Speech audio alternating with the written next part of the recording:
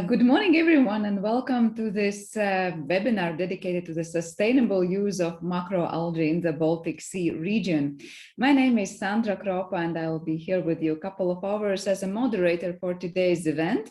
And the first part we will have in English. The working language will be English, so all the presentations, questions, and answers also will be asked in English.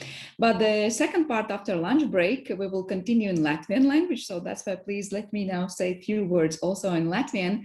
Labrīt un esiet sveicināti šajā webinārā, kas ir veltīts makroalģu audzēšanas iespējām Baltijas jūras reģionā.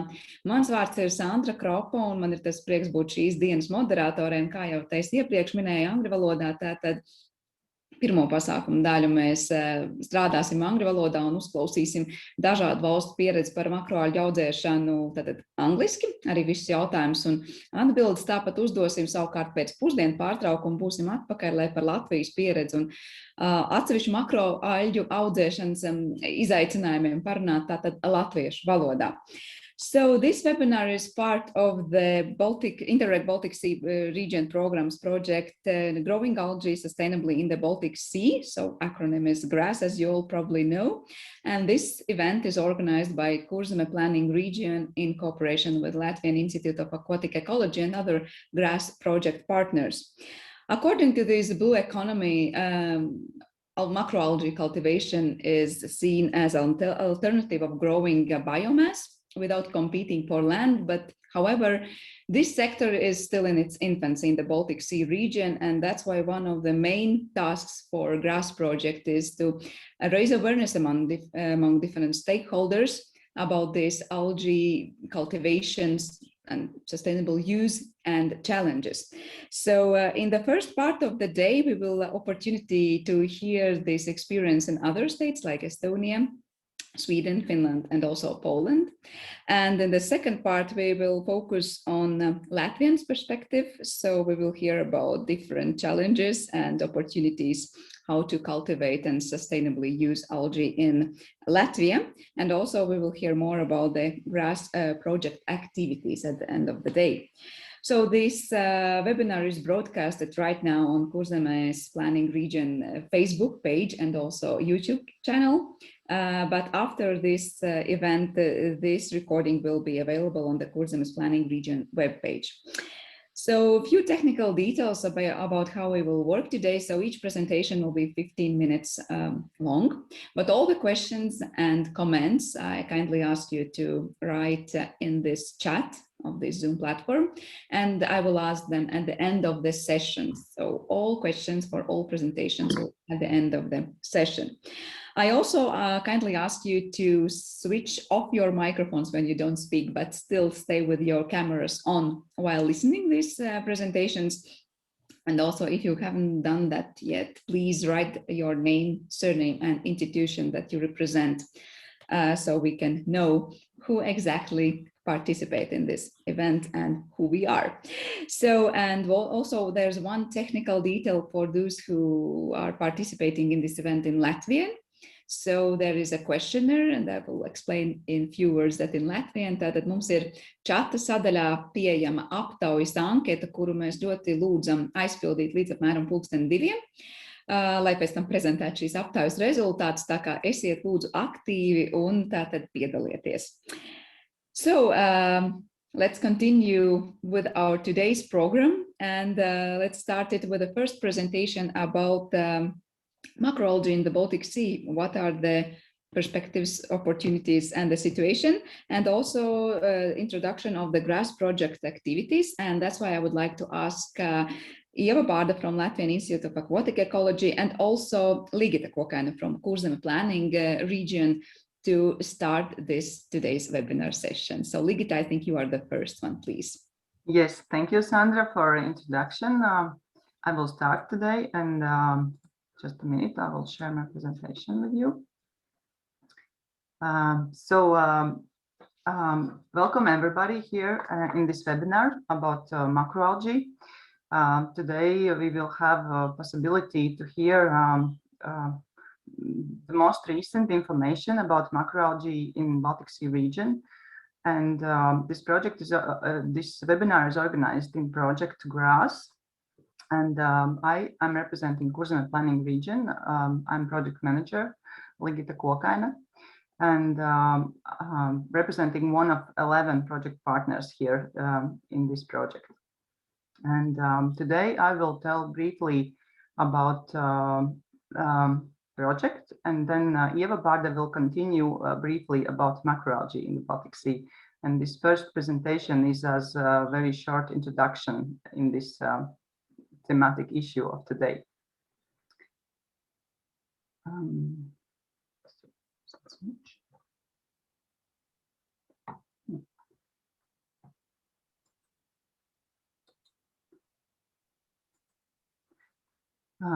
Shortly about the project. Project aims to raise awareness and to develop capacity in macroalgae cultivation, harvesting and use among public authorities and other relevant stakeholders across the Baltic Sea region.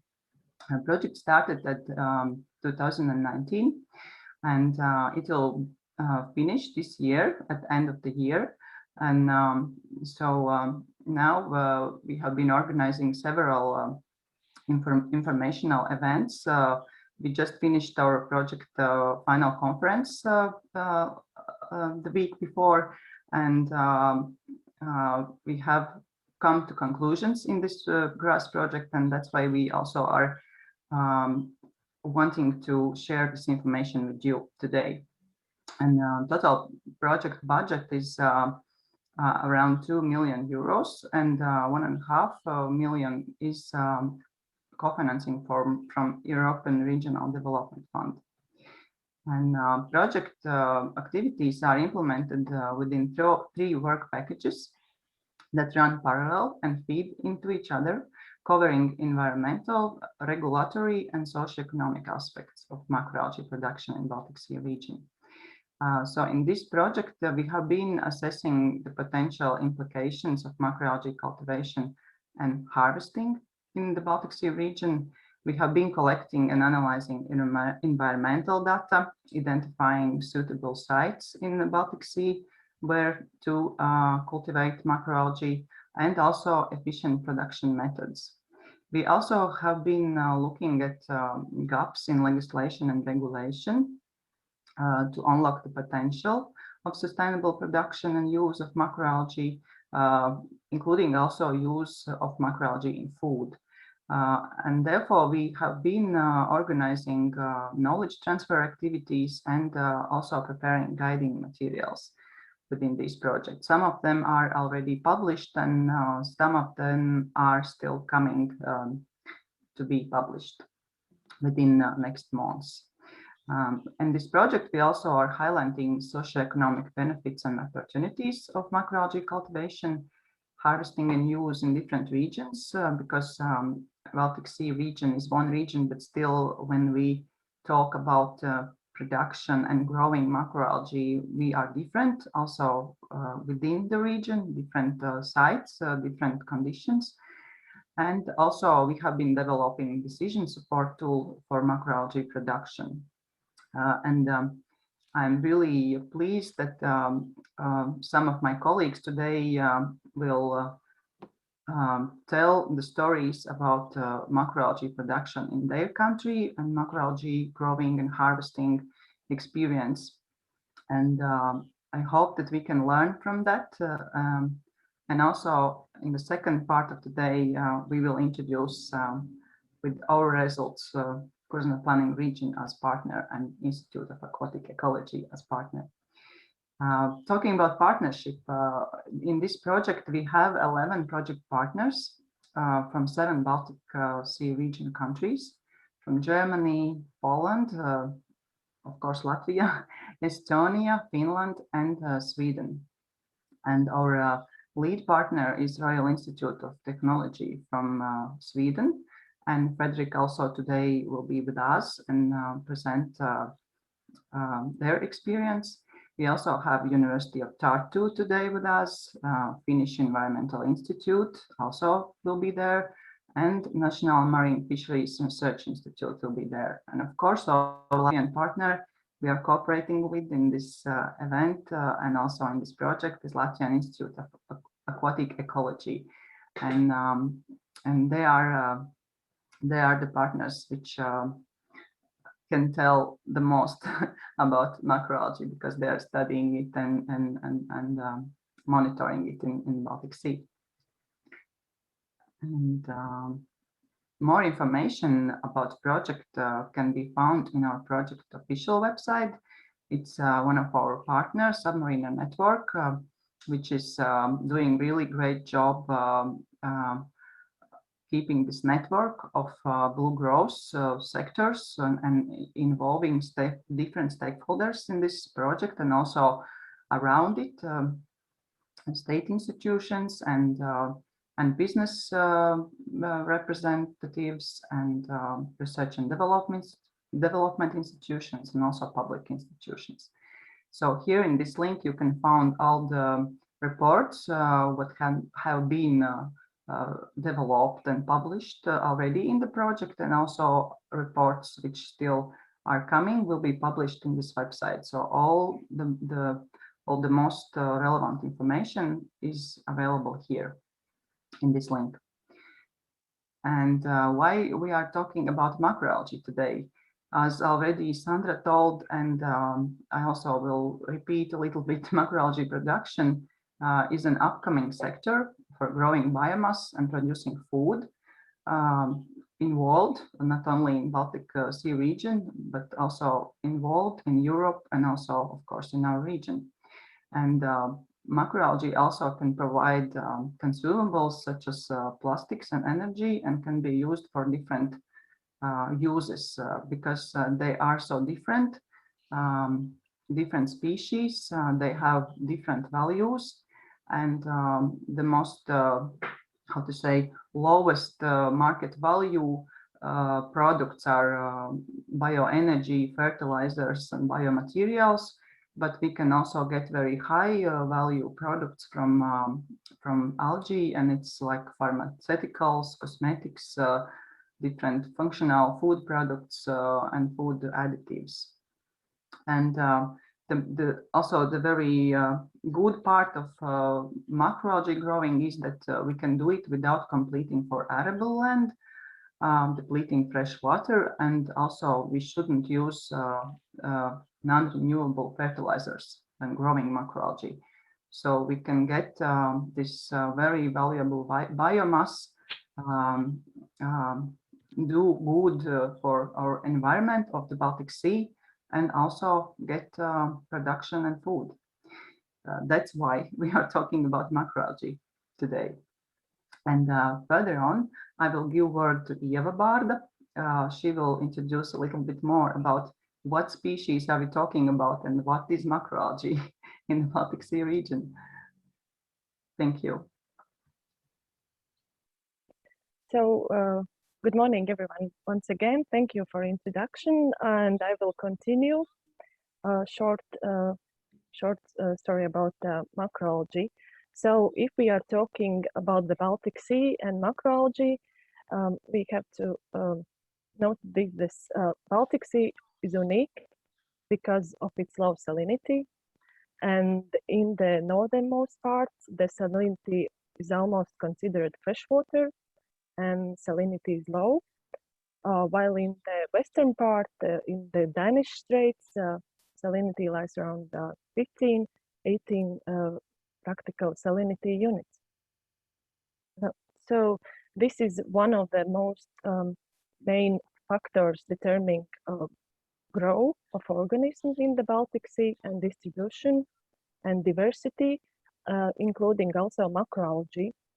And if we are talking about the macroalgae growth, also other variables, of course, is very important, such as nutrient levels and sunlight and dynamics of waves for macroalgae growth.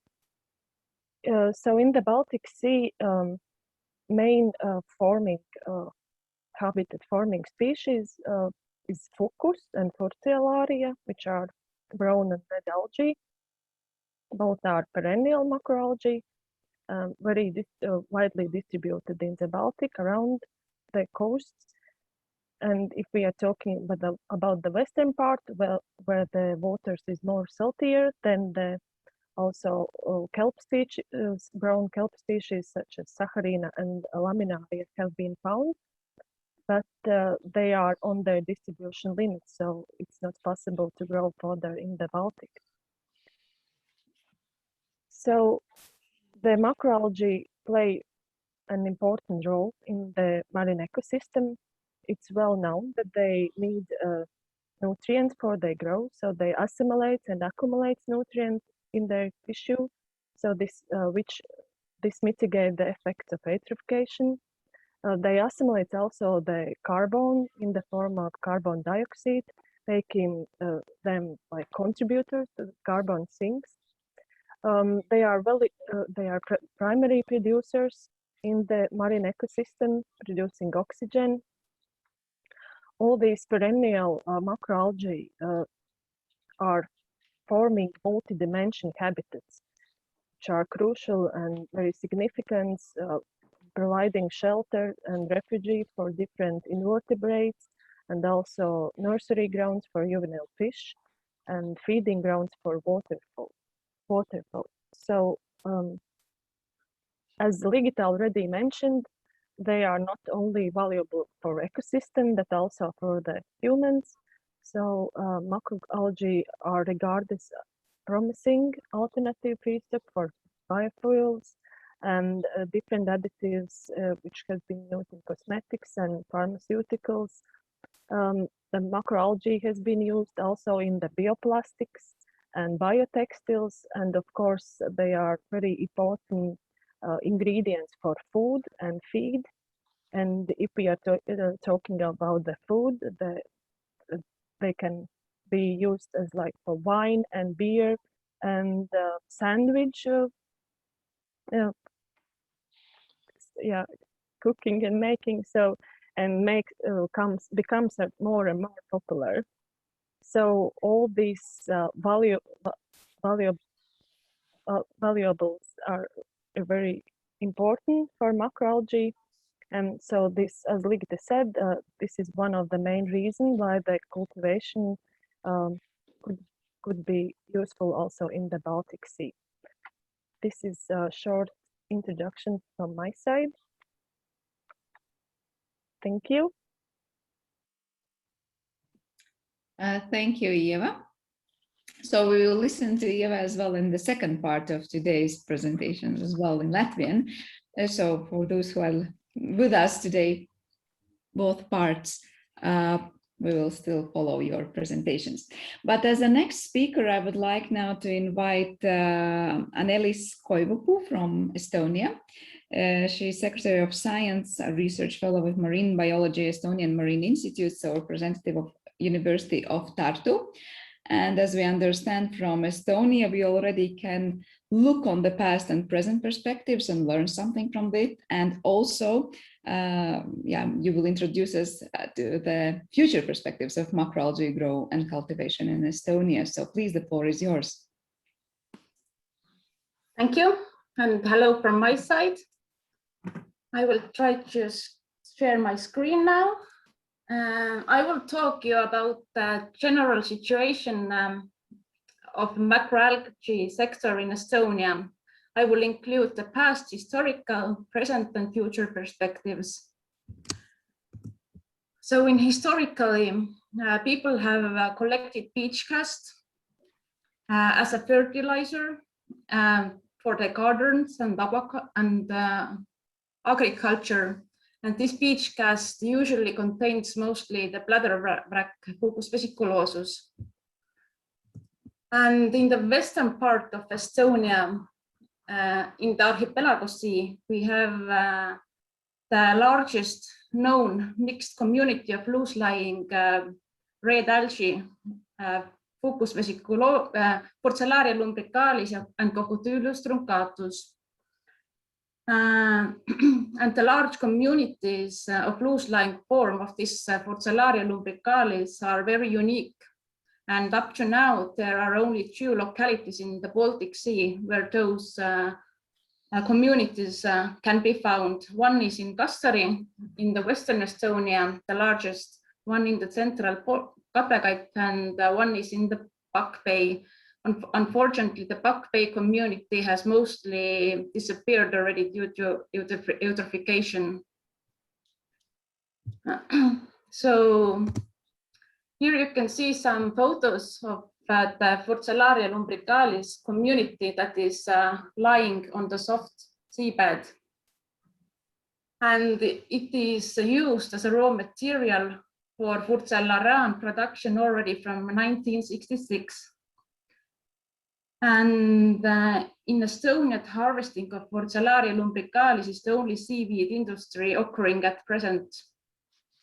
And it is usually collected on the shore as a beach cast, or the loose lying form of the algae is trawled from the seabed.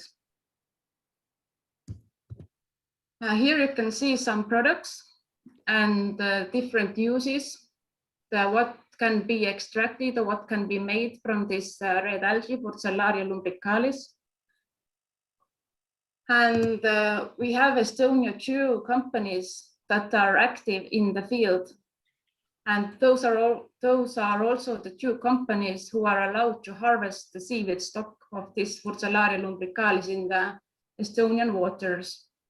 One company is called Estagar, and Estagar is the only producer of this unique texturant Furcellaran from the red seaweed Furcellaria in the world.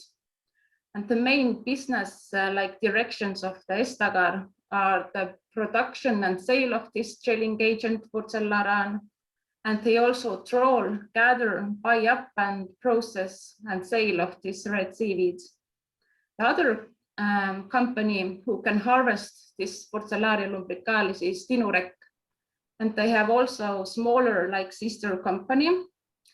And the sister company called Vetik is developing production of a natural red colorant, which has potentially skin renewing properties, and therefore it can be used in natural cosmetics. And they are also valorization, try to valorizate of the whole biomass of the seaweed. So basically, Furcellaran is extracted from the seaweed, and it can be used as stabilizing, thickening, and gelling agent in food. And most probably the most well-known product of this, where the Furcellaran is used, is called candy, the marmalade, where it is used as a gelling agent. And this other company, Vetik, is using and extracting phycoerythrin from Furcellaria, and they are making prototypes right now, and different red colors from this algae that can be used in cosmetics, example for producing natural cosmetics as lipsticks.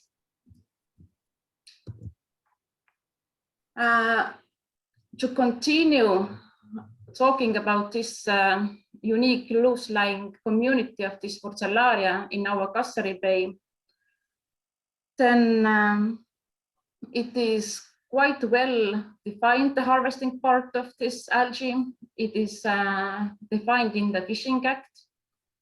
We don't have any specific macroalgae license, so they are all under this Fishing Act. And this fishing license for harvesting this algae in the last 30 years have been only to Interreg and this Estagar companies. So only 2 companies have got this license. And currently there's no more licenses are granted for natural stock preservations. And these licenses are granted only for 1 year. So every year we look at the community, evaluate the situation of the community, and set the new quotas to catch it. And the biomass of this algae, when it's trawled from the seabed, must be reported to the authorities. And currently, only this Estagar company buys the raw biomass, as the market is limited and not profitable at the moment. So in general, if we talk about national macroalgae related laws, permits, and authorities in Estonia, then what concerns the harvesting and cultivation of macroalgae, Then harvesting is regulated through the Fishing Act. And Porcellarium lumbricalis, as already said, is also currently only seaweed that is regulated through this Fishing Act in Estonia. And if you want to be active in a seaweed cultivation, then the cultivation is regulated through the Water Act. And the Water Act sets the requirements on the superficies license and permits for seaweed use for special use of water, such as for aquaculture. And the Nature Conservation Act sets the requirements on operations on the Natura 2000 areas. And we have also different permits according to those laws and acts that you have to follow. And there's basically 2 authorities that you have to be connected or must be like communicated. In general, all the developers must apply for a superficies license from the Consumer Protection and Technical Regulatory Agency. And if they want to sell or make some products from the seaweed, they have to make an agreement with the Agriculture and Food Board to get the permissions. And in general, algae, shellfish, and fish farming are like farming are by the law, they are almost as same as fish, like as a wind farm construction in Estonia.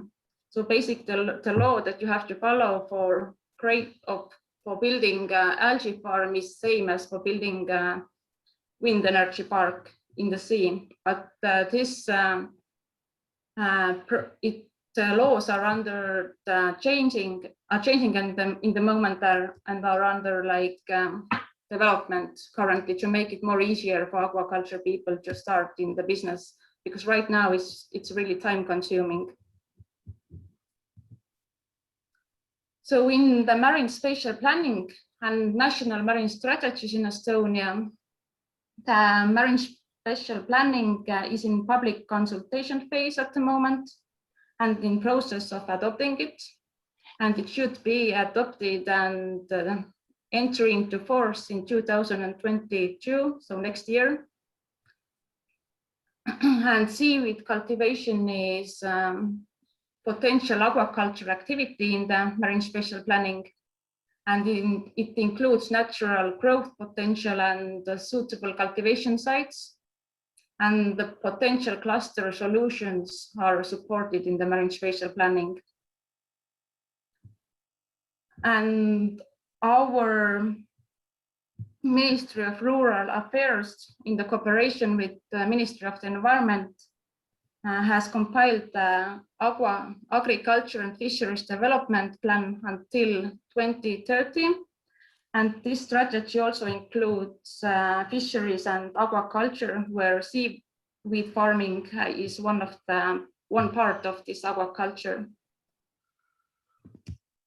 So here you can see some maps from this marine spatial plan. Up you can see the natural growth potential of algae. So here you can see basically the areas where the growth of the algae is more potential. And as already said, also in the marine spatial planning, they support cluster solutions. So if you combine your shellfish or a seaweed farm with a fish farm, then it's more supported. But however, seaweed and shellfish farms can be established also like separately, not together only with fish farms.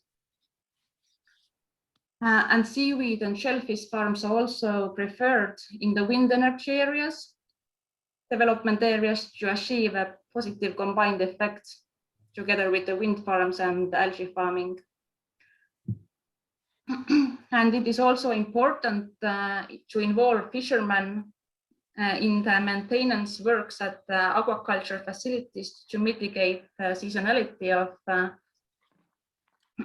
of the employment in the fisheries sector. So this is also brought out in the marine spatial planning. And we don't set the concrete areas for seaweed farming in our marine spatial planning, but we set the requirements and criteria you have to fulfill. And down you can see the exclusion zones, where you can see which areas cannot be used as aquaculture development areas. Those are example areas that overlap with other areas that serves national defense purposes, exactly like that, and etc. Under the CRUST project, we also developed production potential maps. This is a production potential map for for green seaweed Ulva intestinalis. And here you can also see the areas where this species, like cultivation, is mostly more profitable than in the other areas. The same map we created for Fucus vesiculosus bladderwrack. So here you can also see the areas where this algae have like bigger growth and higher biomasses in our Baltic Sea. And through this CRUST project and through the questionnaires and business like interest, we have brought out 4 different algae species which have potential in the future and currently in the uses of macroalgae sector. Those are brown algae Fucus vesiculosus, green algae Ulva intestinalis, and 2 red algae Porcellaria lumbricalis and Ceramium denoicorne. And through this CRUST project and one of the previous project, Baltic Brew Growth, we have also developed the operational decision support tool called ODSS. It's online, like interactive tool where you can display all the map layers that I showed you also previously, the growth potential of different algae, and also shellfish and the different mussel growth potentials. And this portal should help the different end users to make efficient decisions. And those decisions are based on the best monitoring and modeling data that we have currently. The portal is all the time updated and in the development, so it's not the final version. It's the best data that we have currently. And the aim of this portal, it should raise the capacity of the end users to achieve objectives along the environmental, economic, and socio-economic dimensions of farming. So the interactive part of this tool is also that you can draw your own farm area in the Baltic Sea, or actually you can compare also different areas, not only see one area. You can see the different growth potentials of different algae species, and also the areas that can be in conflict with your sea farm. So you can see all different kinds of options for making your own farm in the Baltic Sea. And for the end, I would like to show you or introduce you briefly 4 projects that we have in our institute currently running, or one is actually ended. So currently we are developing a cultivation technology for this red seaweed, Ceramium denoicorne, to obtain cultivation technologies to obtain the high quality and high biomass of this species. We are also trying to develop the land-based cultivation technology for green algae Ulva intestinalis. This development, testing, and evaluation for cultivation technology for Porcellaria lumbricalis, the unattached form, this project already ended. We got some results, but they were not so good as we expected. So we have to still keep studying the species. And the fourth project that is ongoing right now is the development of cultivation technology of this Ulva intestinalis that could be suitable for the Baltic Sea environment. So for the sea environment, not the land-based cultivation technology. So this is right now all from my side. Thank you for listening, and hopefully you got some useful information. Thank you, Annelise. And I remind you that you can ask the questions as well at the end of this session to all speakers. And thank you. Yeah, you showed that enough challenges still to be solved, but at the same time, a lot of also good perspectives and innovative species and projects and the new potential species all you represented. It's very, very nice to hear and see that. I remind you also, you showed about our one tool. So there's one other tool that for Latvian listeners, we still remind to fill in our questionnaire. But let's continue with a Finland example and about the seaweed cultivation in Finland. An overview of an emerging industry will tell us Maria Teresa Kammerena Gomez from Finnish Environmental Institute. So please, the floor is yours. Thank you, Sandra. I will proceed now to share my screen.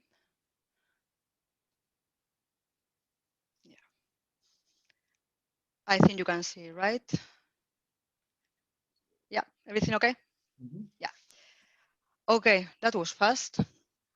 So yeah, we'll proceed now to present the seaweed uses in Finland or the Finnish experience. The truth is that in Finland doesn't have tradition to use seaweed, as for example in Estonia and other countries like Norway and so on. It was difficult to find information about that, but I found something.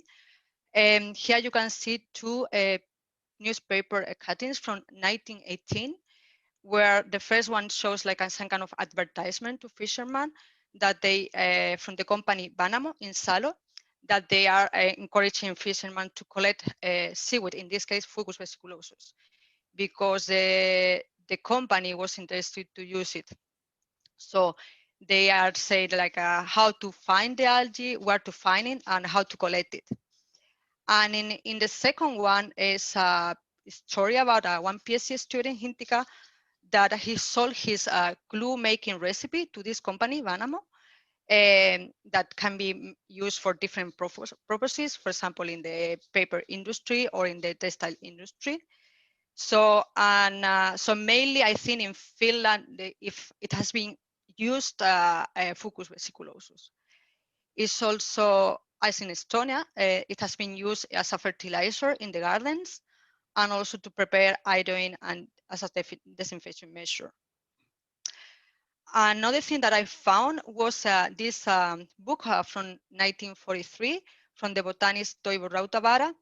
In his book that in English will say something like, what are our plants good for? He mentioned that, or he encouraged people to utilize wild plants, for example, seaweed.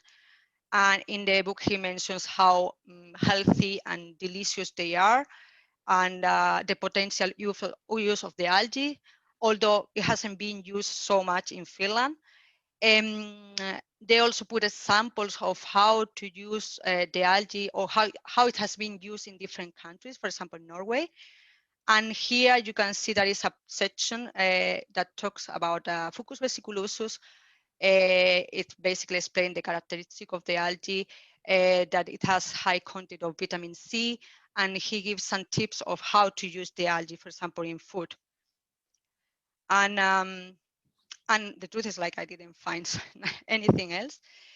But at the present, there are more things going on, actually in different areas, for example, in the research, in the biorefinery business, in cooking and art.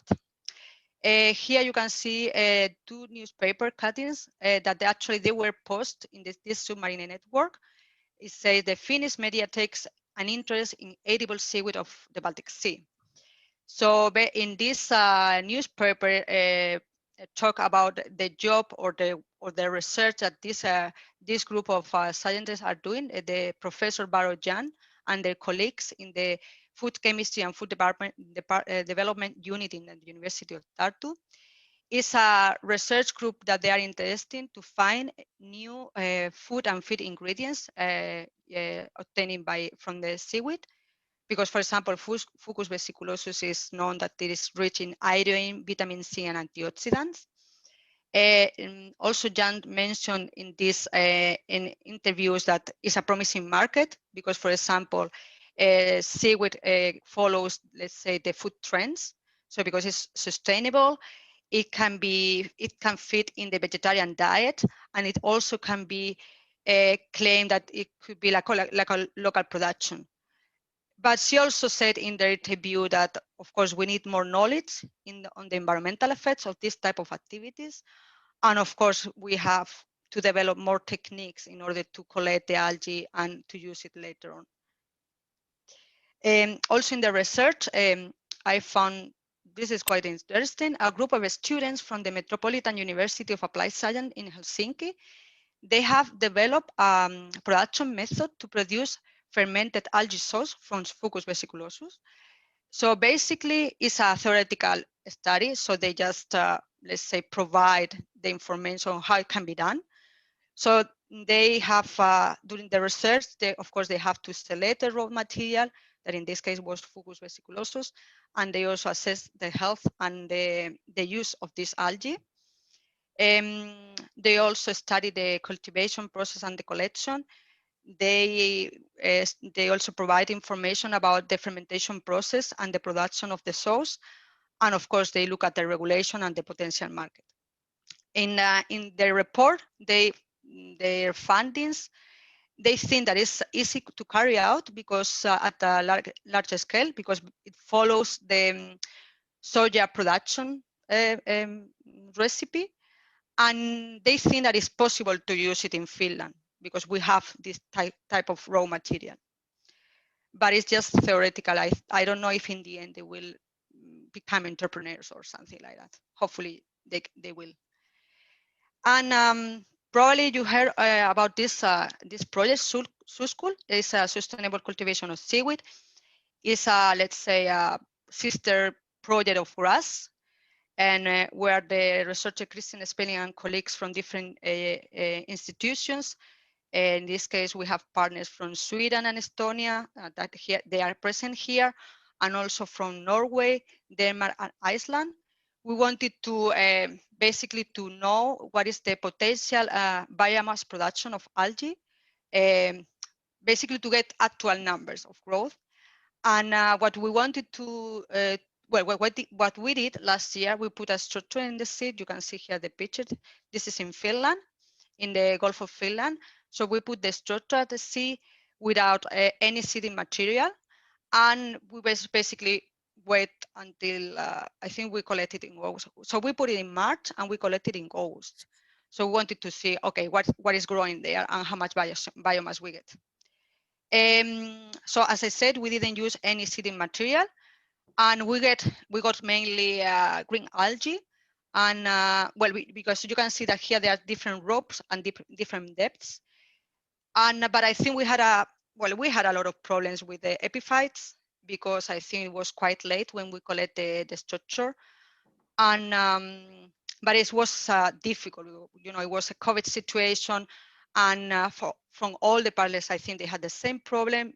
First to place the structure at the sea, and after that to collect it, because it was a lot of resistance, and well, it was a test.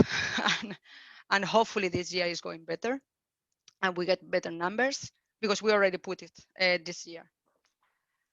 And now in a different area in the business, in Finland, there is just one company, Origin Biocean, who is running this type of activities or macroalgae related activities. They want to develop a biorefinery business.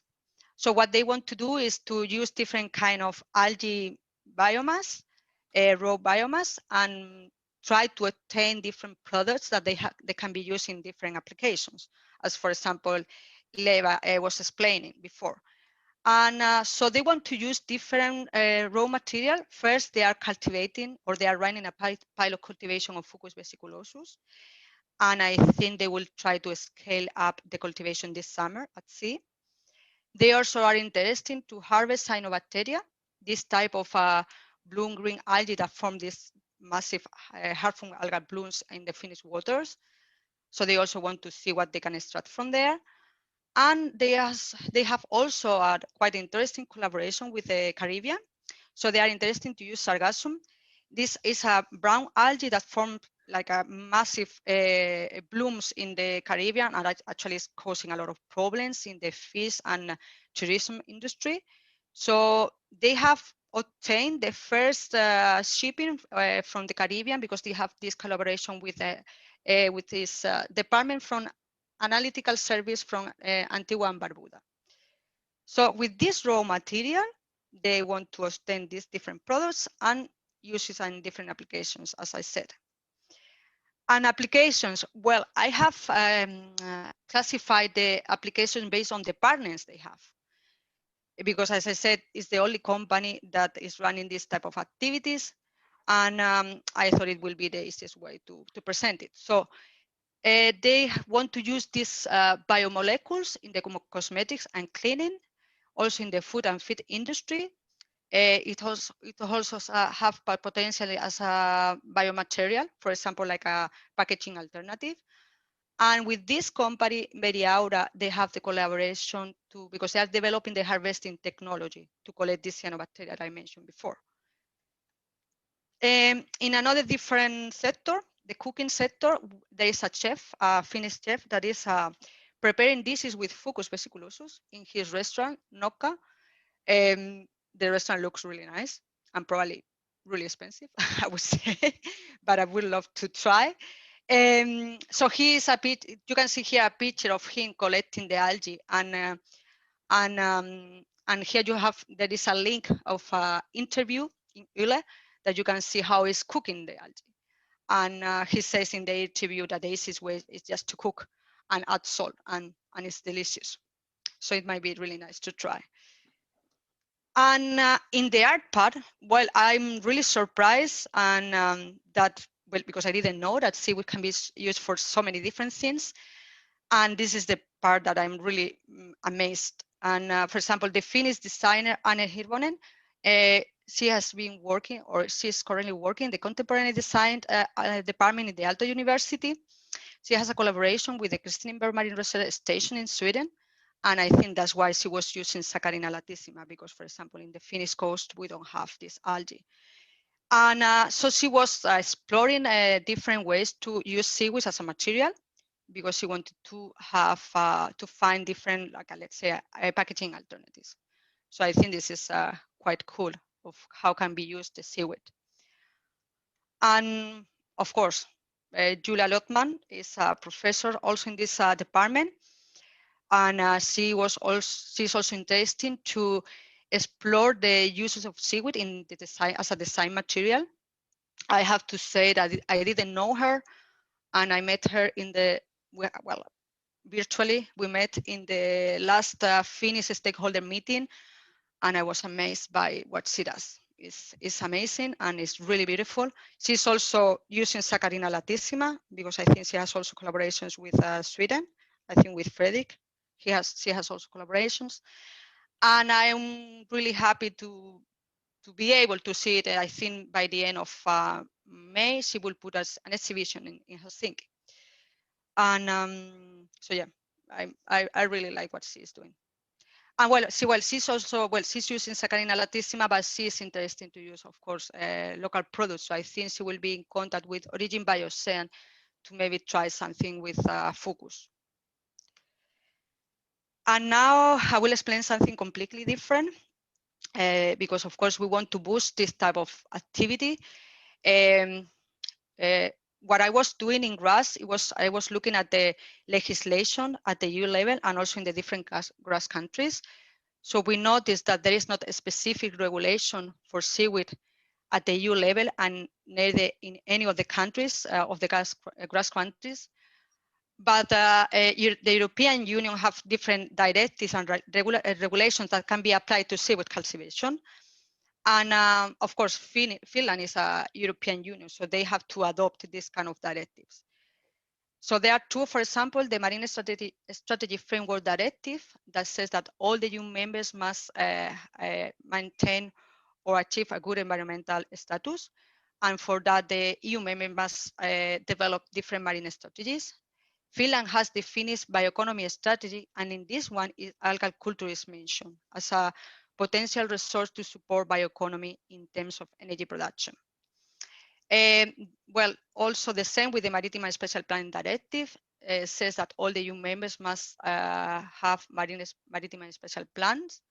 And in Finland was approved in 2020, and in Åland Island it was approved in 2021.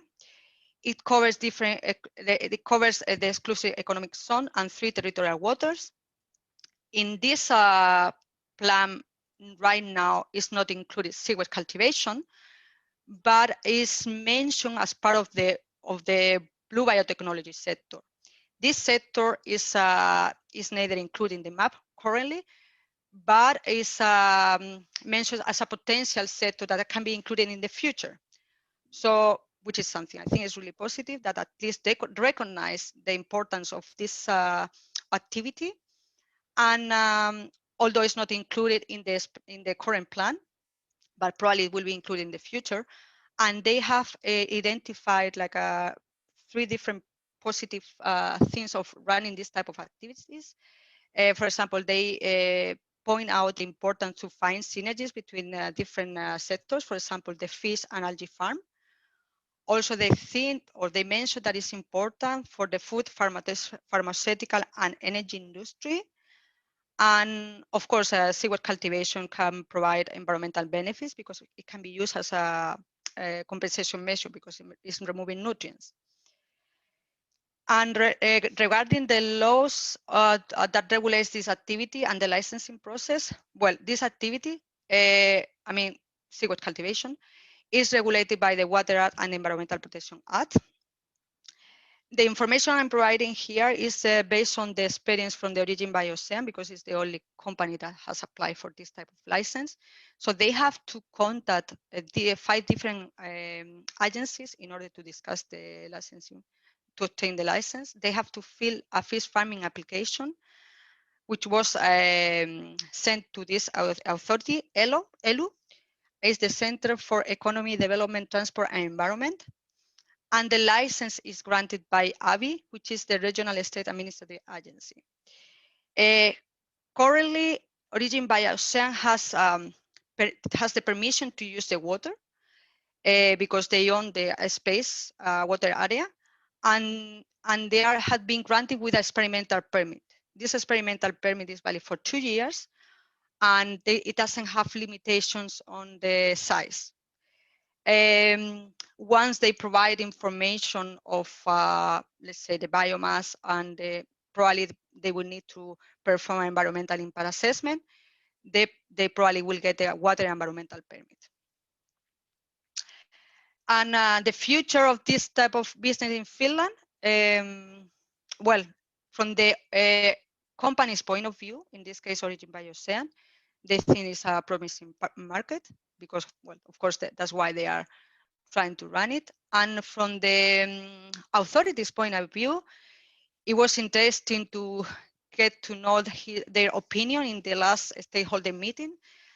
They think it's really promising. They are positive about that. They want to regulate it because the problem, one of the barriers of this activity is the regulation.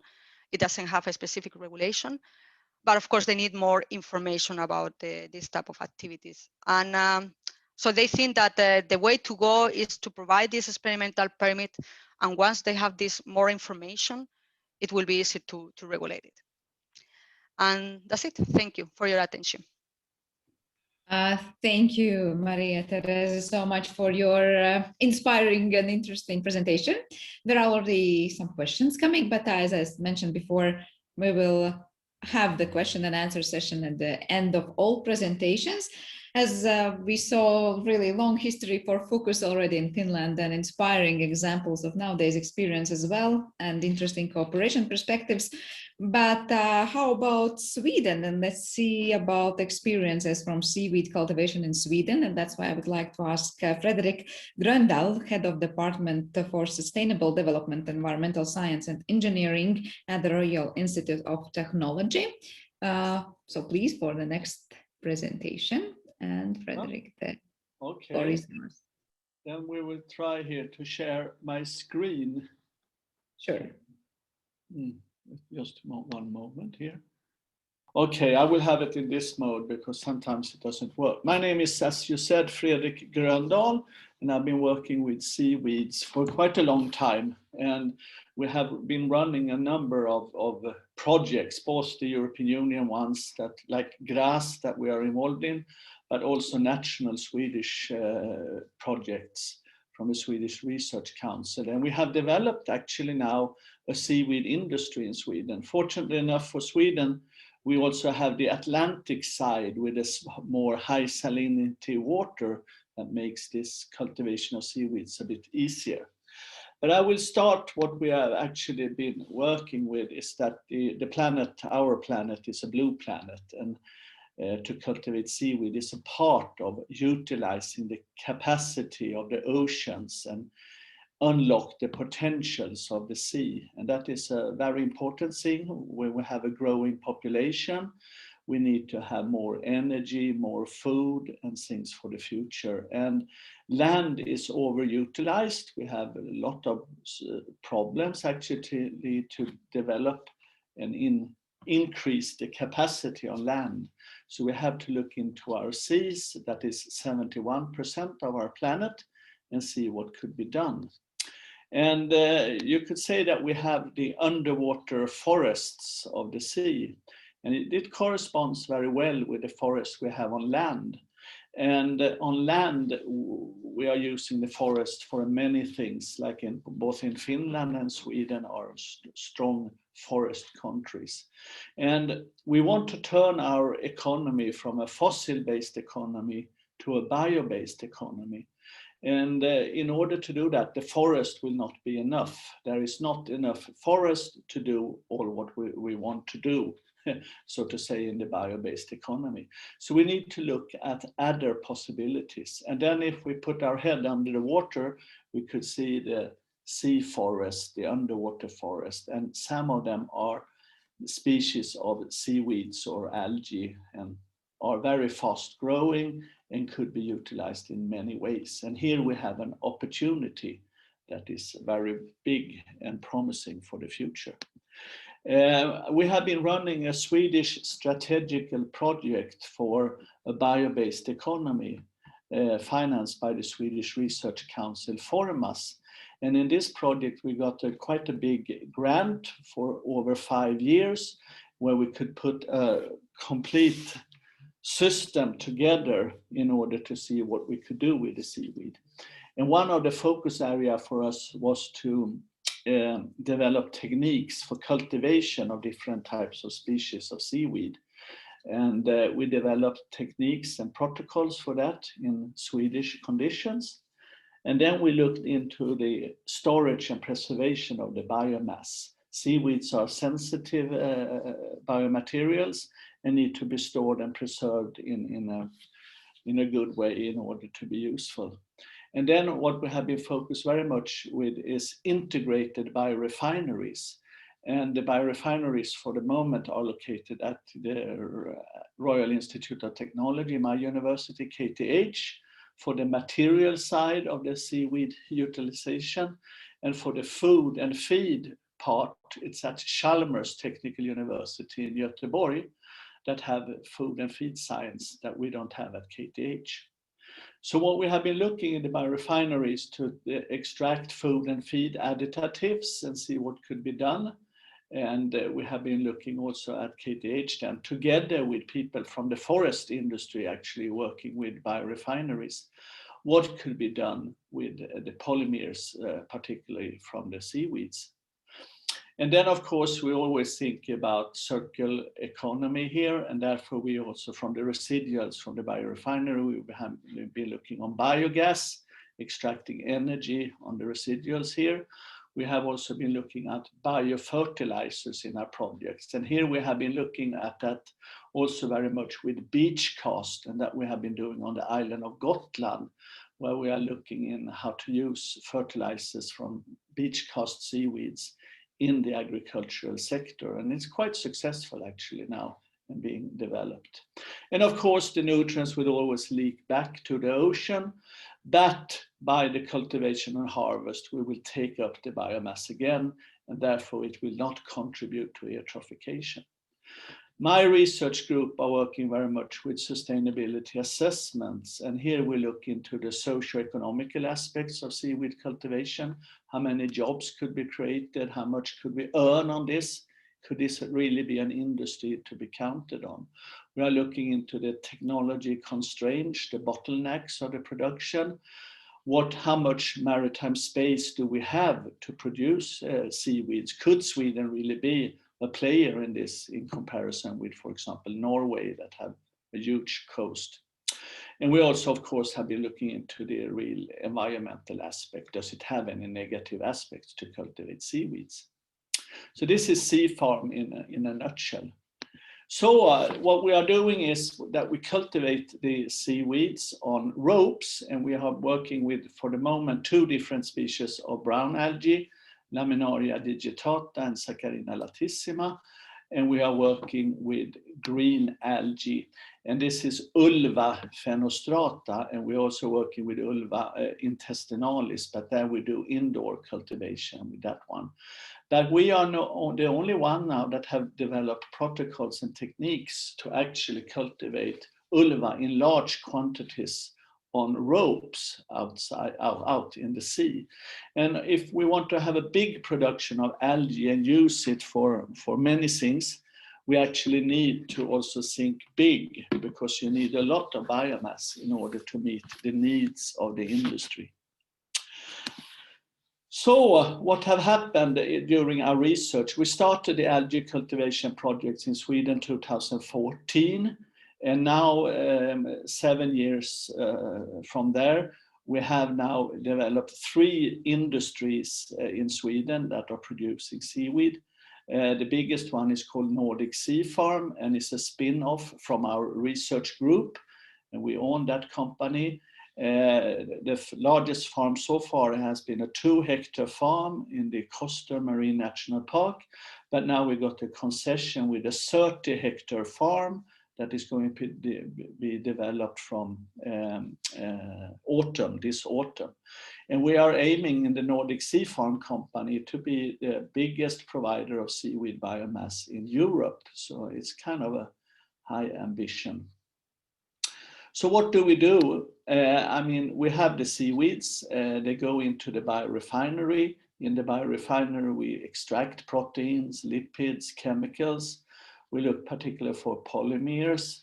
The protein lipids, it goes to Chalmers. We look at to use it in feed and food for humans, in processed food. That will be a big thing for algae in the future. More and more we will eat processed food. But we're also looking at the whole algae in itself, how it could be integrated into food products. And then we are looking at the green materials that we are developed in, and we do demonstration materials at the universities, but hopefully some of them will be taken by companies that will further develop them. In the Nordic Sea Farm, that is now have had a very fast growth and also got investors into the company. We are developing products together with customers, such like sausages, that is very popular, where we have algae in them. We also have veggie burgers, or seaweed burgers based on this. And all this basic is seaweeds from Swedish waters that are cultivated in organic manner. So it's labeled organic seaweed.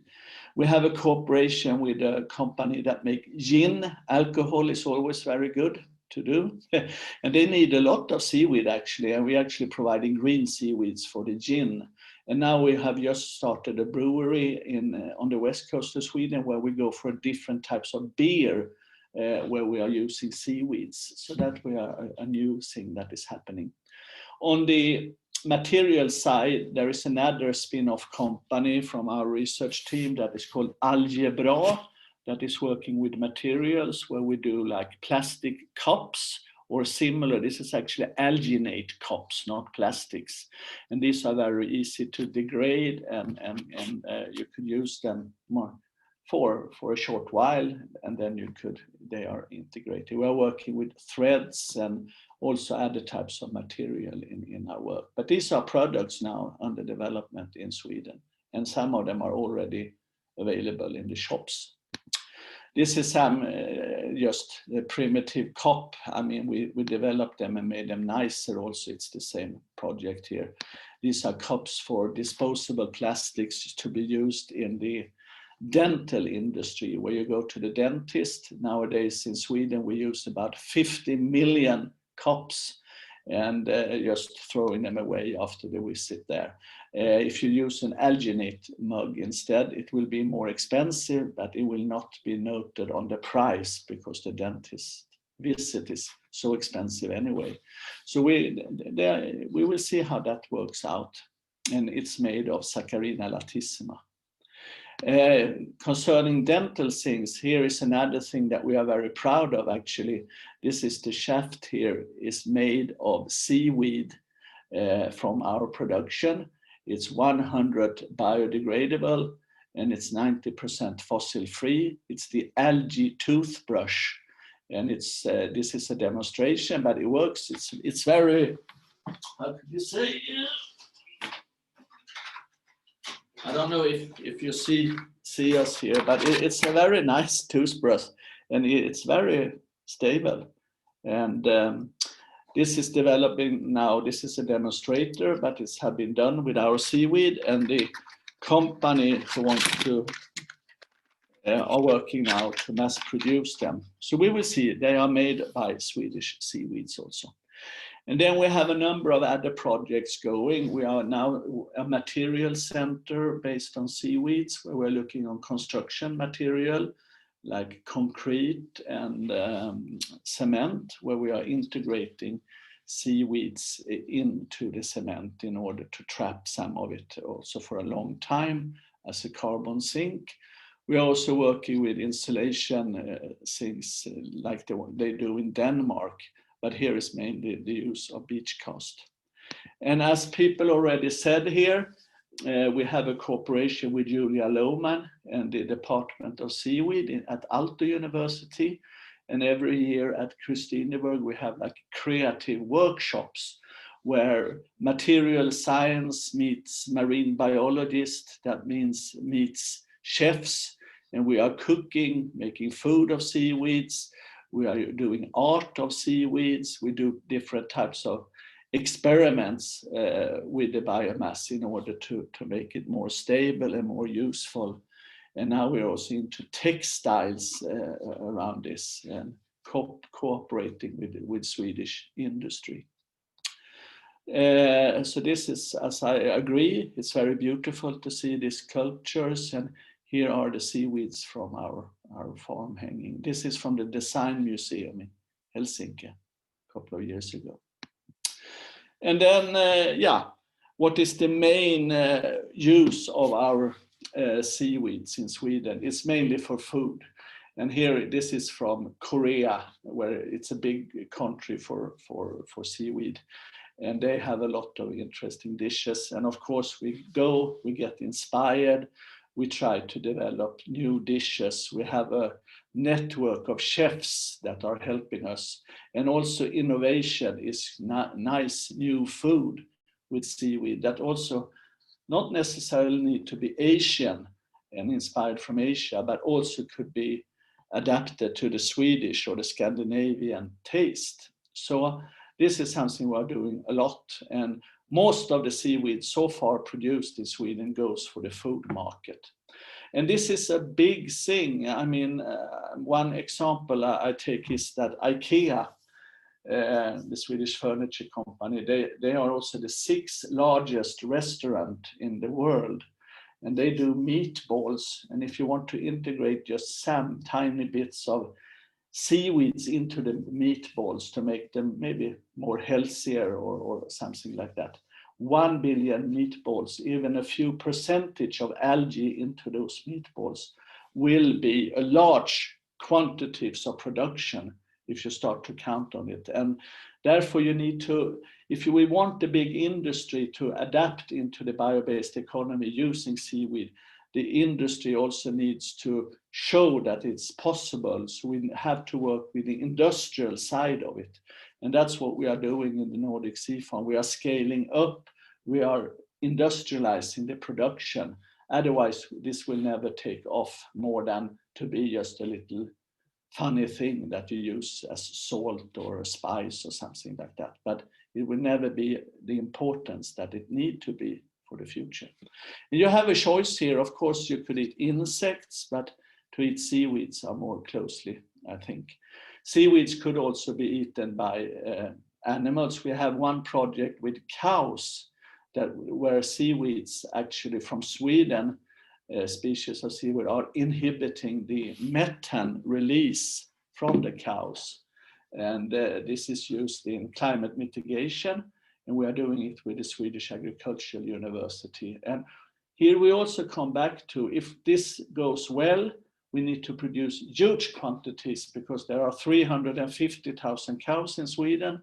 All of them get a feed, about 20 kilos every day. And if you put some seaweeds in there to inhibit the methane, we are talking quantities. We need to cultivate a large amounts.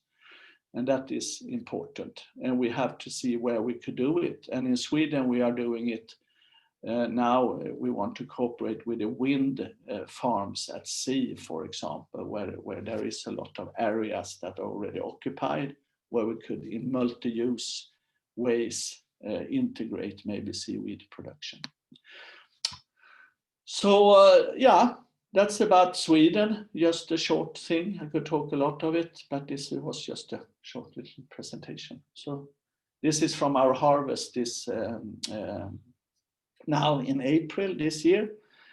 And we also started now seaweed cultivation in the Baltic Sea, and it's on the island of Gotland. And we're doing similar things like you do in Estonia and so on. It's the Entomorpha intestinalis we are working with. And it's a good one because it's very attractive for cooking, for food. Okay, thank you.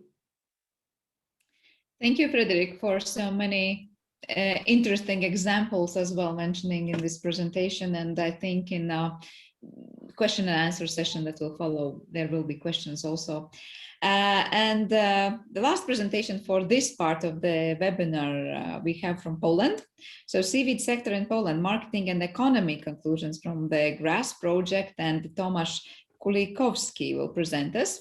Tomasz is representing Department of Fisheries Economics in National Marine Fisheries Research Institute in Poland. So Tomasz, please, the floor is yours. Labrit, good morning. I'm very happy to be with you today, and all the previous presentation was very exciting. I hope you see my presentation.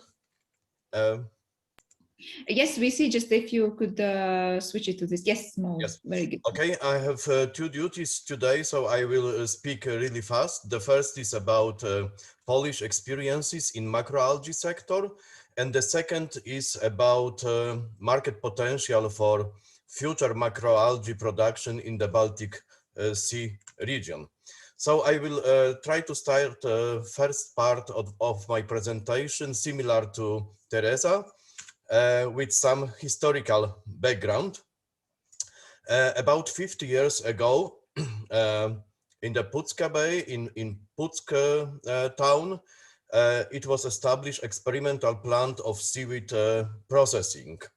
And during next 6 years, about 3,500 tons of macroalgae were extracted from Pucka Bay. The main product of this factory was Baltic agar, which is Furceleran, produced mostly from Furcellaria.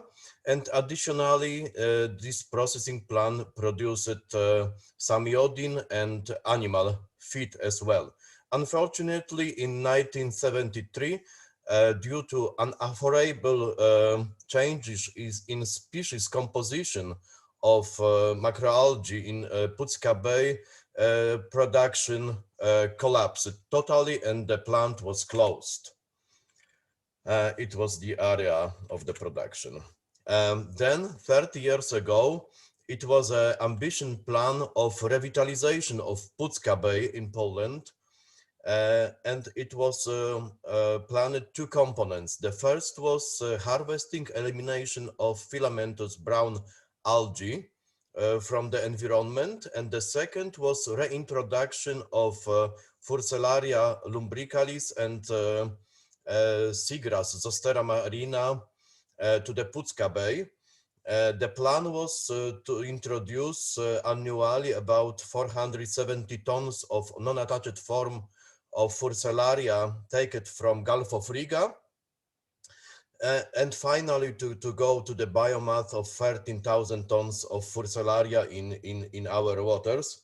Unfortunately, this ambition plan has not been implemented. In 1995, it was also interesting experiment in Pucka Bay, in fishing village of Mechelinki, where I actually live. It was the experimental ulva and other species production close to the outlet of sewage from sewage plant.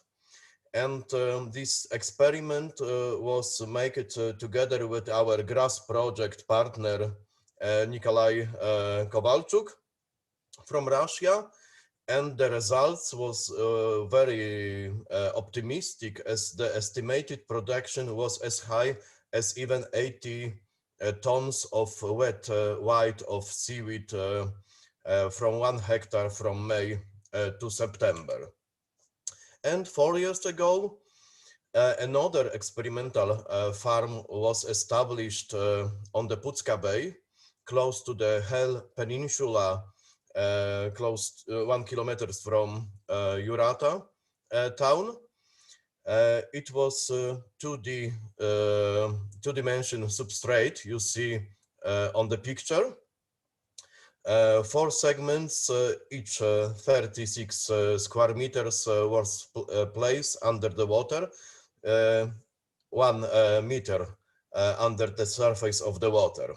Unfortunately, we do not have any quantified results of this experiment, and the main goal of this experiment was not to check the productivity of seaweed, but rather checking technical solution like anchoring system and the boat for harvesting, and it was made for the Belgian company at Sinova. Nowadays, we have no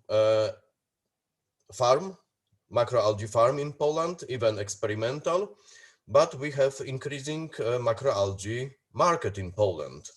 Due to, based on Eurostat COMEX data for 2020, overall import of seaweed products into Polish market amounted to more than 10 million euro. And the fast growing segment is edible seaweed. The quantity is 137 tons and the value is 2 million euro. Macroalgae are on the Polish market on the growing variety of food products, like sushi products, salad, packet salad, snacks. Also, we have increasing market of superfoods and supplements. Polish people really love to take medicine and supplements. Unfortunately, this segment is really growing. But we have also some examples of non-food use of macroalgae. We have a dozen manufacturers of cosmetics with sea algae.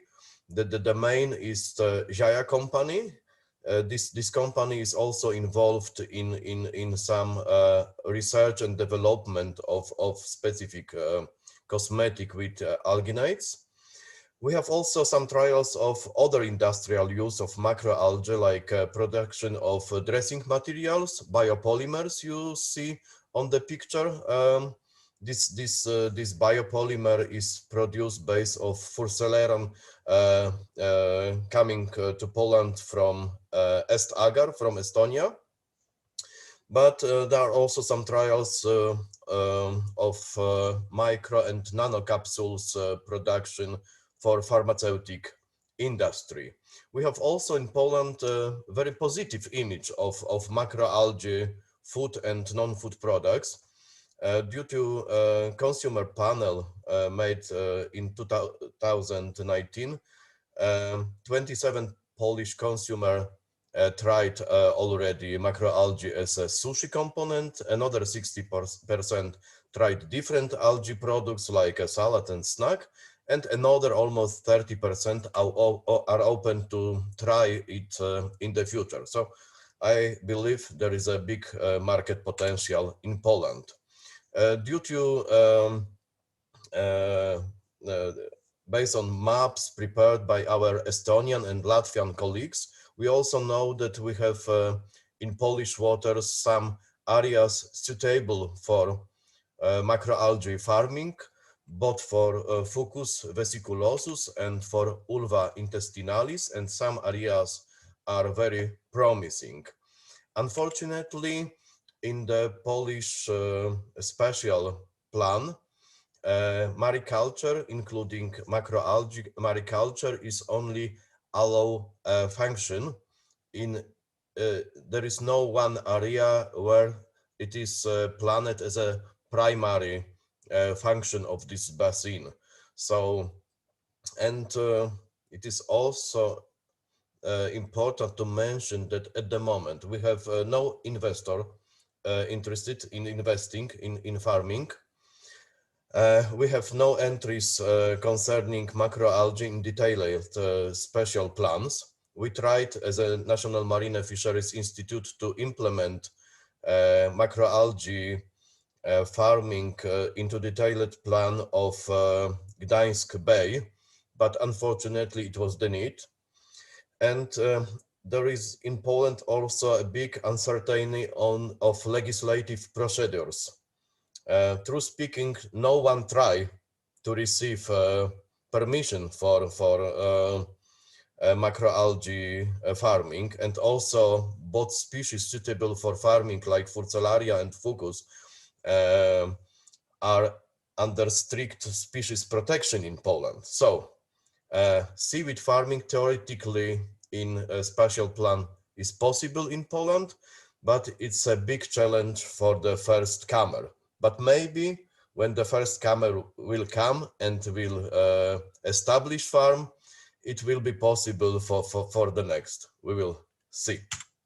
And coming into the second part of the presentation, which will be more about whole region of the Baltic Sea, EU countries in the Baltic Sea region.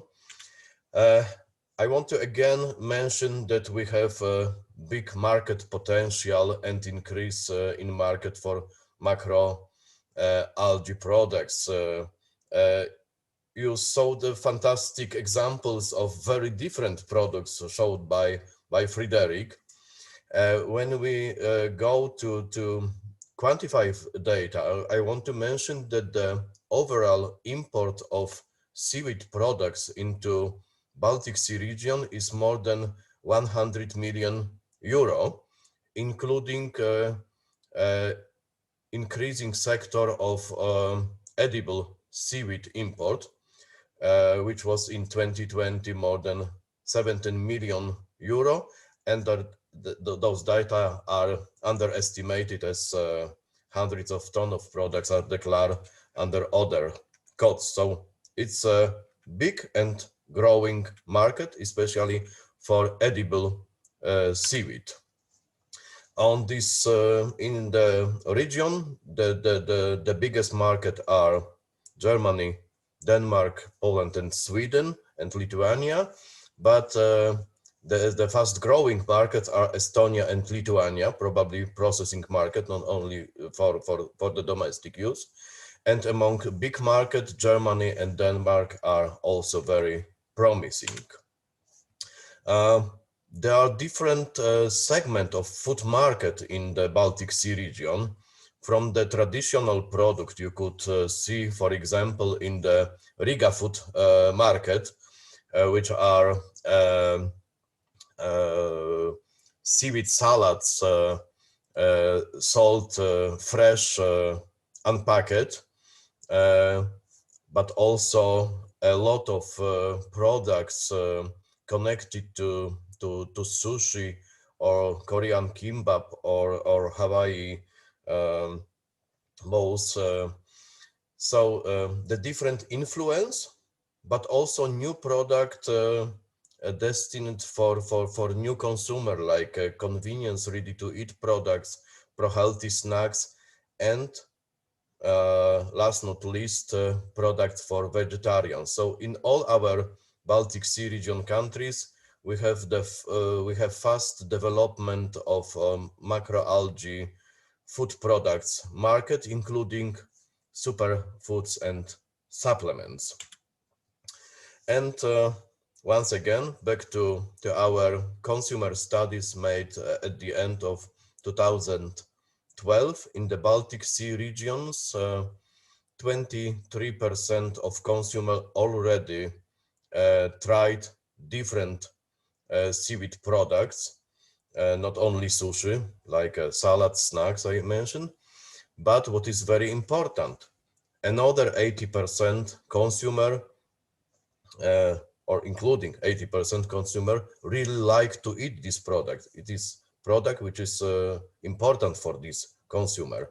And among consumer who already haven't tried macroalgae, 34% are open to try it in the future. So we see that this market increased last 2-3 decades, but also we will increase in the future. Based on our consumer studies, I also want to mention that especially in Finland, Latvia, Germany, and Denmark, we have a lot, above 30% of consumer declaration that consumers are open to try to eat macroalgae in the futures, which is very important for the future producer, local producer. And what is also very important for the potential of local production of macroalgae in the Baltic Sea is that we have that origin of seafood is very important in most of our countries. In some countries, consumers are mostly looking for products produced in their country. For example, in Latvia, 36% of consumers declare they look for products produced in Latvia, but we have also consumers who are looking for seafood produced in the Baltic Sea. Even if many consumers are concerned about pollution of the Baltic Sea, we still have a lot of consumers looking for products coming from the Baltic Sea, like in northern Germany, more than 30%, similar in Poland and in Latvia. So again, we believe this creates a big market opportunity for future local production. But unfortunately, kumquat is not strawberry.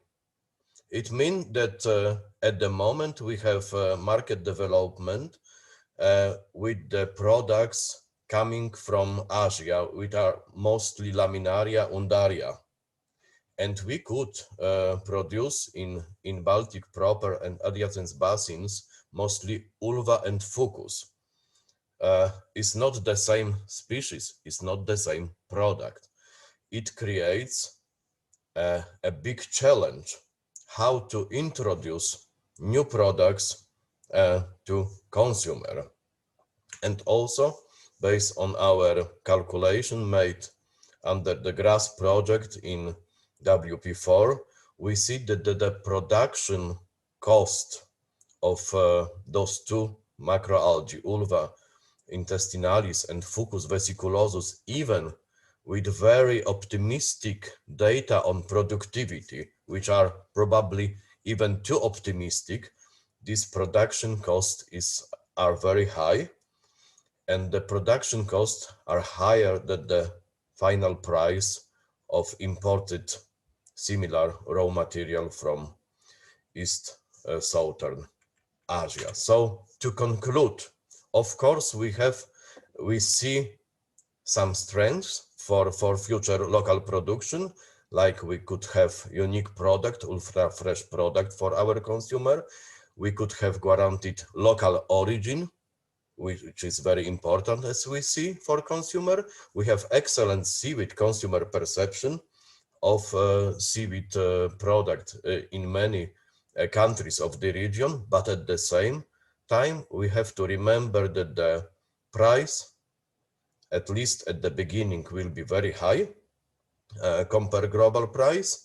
And we also have some threats like this, that we will have very brand new products and a big need for the promotion of such product, and also some uncertain about consumer quality of this very new product coming from Baltic water.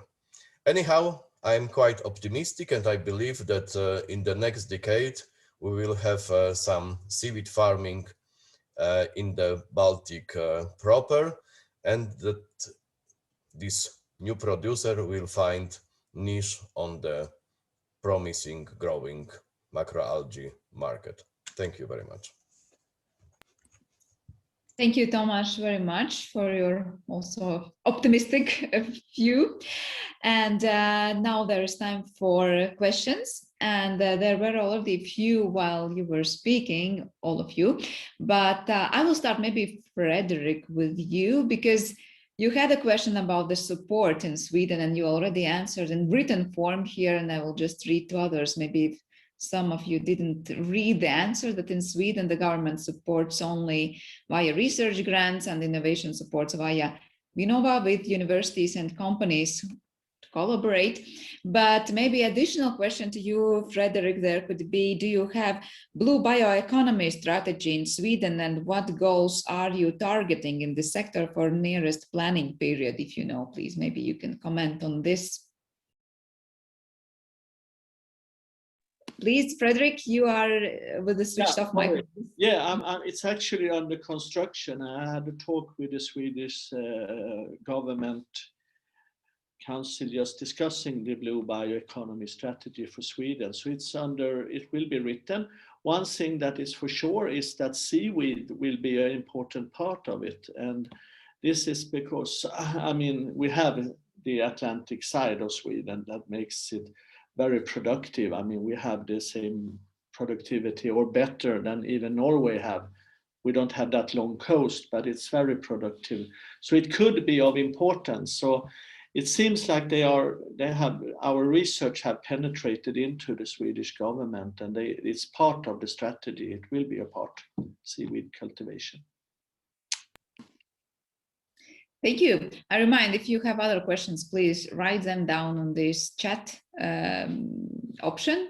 We do not use now raised hands and cameras on option. Just write down your question. And there's also one quite similar question about support also to Teresa. Is the company Origin by Ocean receiving some support for their business from EU or Finnish government? Well, I have to say that I'm not completely sure, but I would say no. As I said, I think they have the support or the economical support from the partners. You have to know that in Finland, this company was the first one that applied for the license, and it was in 2018. Before that, the authorities didn't hear about seaweed at all before. And actually, I asked them if somebody else has tried to apply for this license, and nobody else has done it. So seaweed cultivation in Finland is a really new thing for everybody, and mainly for the authorities. So yeah, but I'm pretty sure that because my feeling when we were discussing this topic in the stakeholder meeting, I think they are really interested on that. But I think, as they said, we need more data, more information on how productive can be this type of business, and actually the environmental effects in the ecosystem. So I think they need more information about that. But I'm not 100% sure, but I will try to find out, that I can tell you in an email in the future. Sorry, I'm not sure about this. Okay, thank you very much. But also maybe the same question about the blue bioeconomy strategy goes also to Tomasz. How about Poland and Polish experience in this? I think that macroalgae are absent in general bioeconomy strategy development in Poland, but after we organized first stakeholders meeting in Poland, we saw that there is a really growing interest in macroalgae, both from the processing industry and from the government. And the first what our government is promising is that processing of macroalgae could be supported under Polish operational program of European Fisheries and Maritime Fund. So for processing of seaweed, we have the same mechanism as for processing of other seafood, like a fish. But unfortunately, we have at the moment no answer under which mechanism farming could be supported. So in maybe such mechanism will be established, but at the moment, new investor has no support. Thank you. You actually mentioned in your presentation this aspect that there's a market potential but no investor interest. So what you would maybe describe as the key, I don't know, thing, what could help to increase in investors' interest in this? What you would mention as the, I don't know, lessons number one to learn? I think that the number one need is to establish one experimental, or maybe not experimental, semi-industrial farm in the Baltic proper or adjacent basins, just to show, to have a showcase, to show to the future investors that the production of seaweed could be economically feasible in these conditions, because without such showcase, without semi-industrial scale of, let's say, experimental farm, we could not prove that it is possible. Science is okay, but not for investors. Science is not enough for people who invest their money. Thank you. I maybe actually could ask the same question to Teresa and Frederick, and also Annelise, who spoke the first. What you would mention as the maybe thing to do the first to increase investors' interest in this area, where, how you just mentioned, science is not enough for those who are putting their money in. Who could answer first? Frederick, you want? Yes. I could say, but I think it depends on, since we have this, it makes a huge of a difference that we have this salty water on the west coast. But Swedish banks, and I mean the Danish bank we have in Sweden also, and the Scandinavian big banks, they already have seaweeds now and investing in this sector with their pension funds and so on. So it's already there. And we have been on many of these meetings where they, what they want to support. And algae is there, as natural as investing into forest and so on. So it's really a change in the market, and it's well known now. And I mean, even if Sweden will not be the biggest producer of seaweeds, because we don't have that maritime space, we could produce a substantial part in Sweden. But then we need also to cooperate with Norway and other parts of the North Atlantic countries in order to get biomass. But what Sweden could contribute with is also a very good knowledge on biorefinery and what we could use the seaweed for.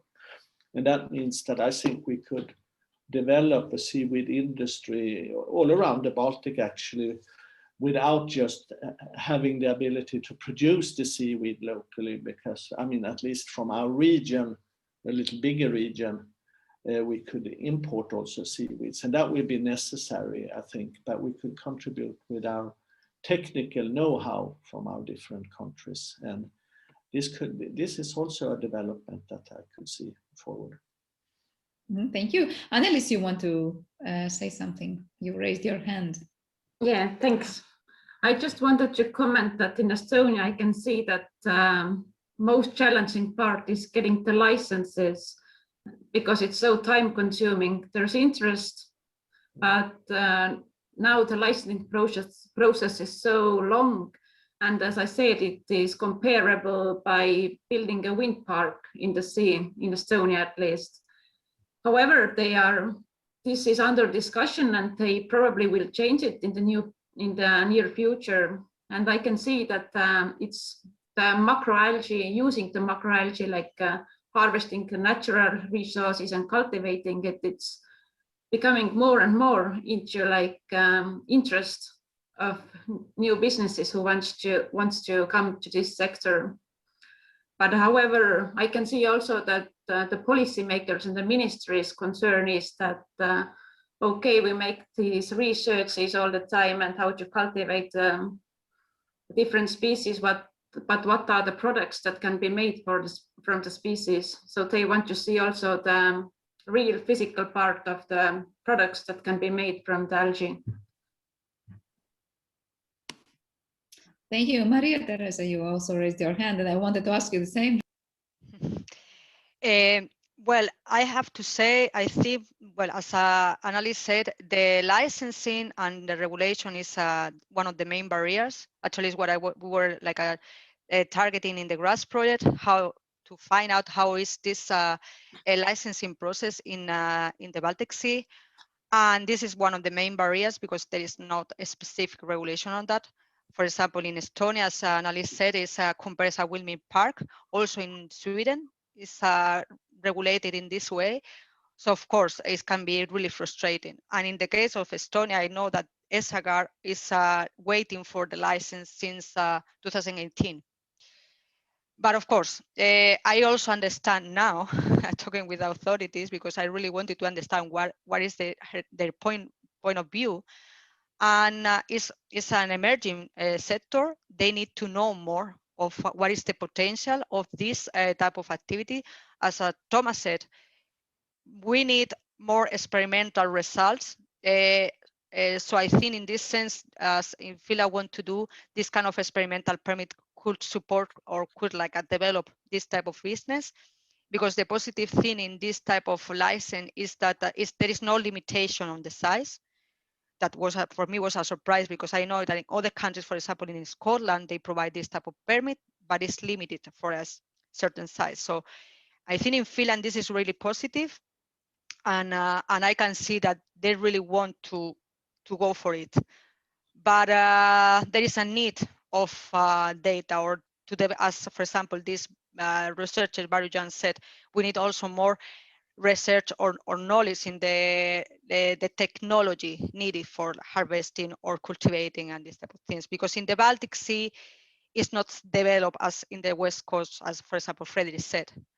And we are really limited with the species. It's mainly Fucus, I would say Fucellaria lumbricalis in the case of Estonia, Ulva, and that's it. But I think, as Fredrik said, the collaboration in the Baltic Sea, I think, is really important. Finland, or the Finnish people, are really, really into local products. Is I think in their genes, because I'm not Finnish. Obviously, maybe you notice that. But I think it's in their genes. They really love local products. And I think they will be really happy to consume products from here. So I think if we go for that, and maybe a collaboration with the Baltic Sea, around the Baltic Sea, it might work. But how you comment that what Frederick mentioned before, that we don't only focus on this production here, but collaboration and having this know-how, for example, from other seas as well. You mentioned these Sargassus as well. I think you mentioned in your presentation. Yeah. Could you see that this could be something like the big know-how of Baltic Sea region states, how to just develop technologies for all kind of algae, even for those kind of we don't produce in our Baltic Sea waters? Could it be like a big thing for Baltic Sea region in the world as well? Maybe Teresa, I start with you. I mean, for me, I have to say that I was surprised about this collaboration. How positive or good is to use a different kind of raw material that is not from the Baltic. So I still have my concerns about that, because of course you want to promote local products and use, well, in this case, it will be Fucus vesiculosus. On the other hand, is what to do with this type of biomass that cause so many problems. And I'm from Spain, and we have the same problem with a lot of invasive species, like a red algae from Asia, is causing a lot of problems in the coast, in the Mediterranean Sea. So what to do with that? So now you have the problem. Well, why not to use it somehow? Because it's not going to disappear. So I don't know. I still have my concerns about that. But well, in this case, Origin Biocen want to do it. Of course, they have to develop the technique to extract the material from there. But I don't really know what is going to be the real potential of that. Thank you. Annelise or Tomas or Frederick, you still want to add something or comment on this? Yeah, at least I could say something. First of all, we have the environmental code in Sweden, and it causes the same problems as you have with the permits. And I was a bit concerned about that, and we have said that that's a bottleneck. Of course, it is. It takes a long time. But what we did actually was through the big sea farm project, we were able to run the process as it should be run. It took four years, but then we got the permit right in the national park. And then we sort of paved the way for the companies now coming to apply for permits. And as I said, the Nordic Sea Farm got in a reasonable short time now 30 hectares of maritime space. So the law, I mean, you have run it through it, then it goes easier the next time. So we were sort of the pre-runners there in the research project, paving the way for the companies. So that was an advantage that we could do that. And now they also have made it easier to get smaller plots where you could cultivate the seaweed. And this is happening now. A number of small companies, or local companies, that just get the permit for a 0.3 or 0.5 hectare plot, and they cultivate some seaweed, and our company could provide seeded lines and things like that, but that makes it more complicated. They could harvest the seaweed and then sell it on the market. So it's on the fish auction now, the seaweed. So you could be sold in Gothenburg or in places there. So that is a big advantage that have happened now just the last year, I would say. And then concerning this using the technologies we have, I mean, I cannot answer for the Baltic states now, but I could answer for Finland at least, and Sweden, because we have a lot of forest companies together, like Stora Enso and so on. It's Swedish, Finnish companies. And they are, of course, very, very skilled in biorefinery thinking and have a lot of know-how. And they have been working with trees, wood.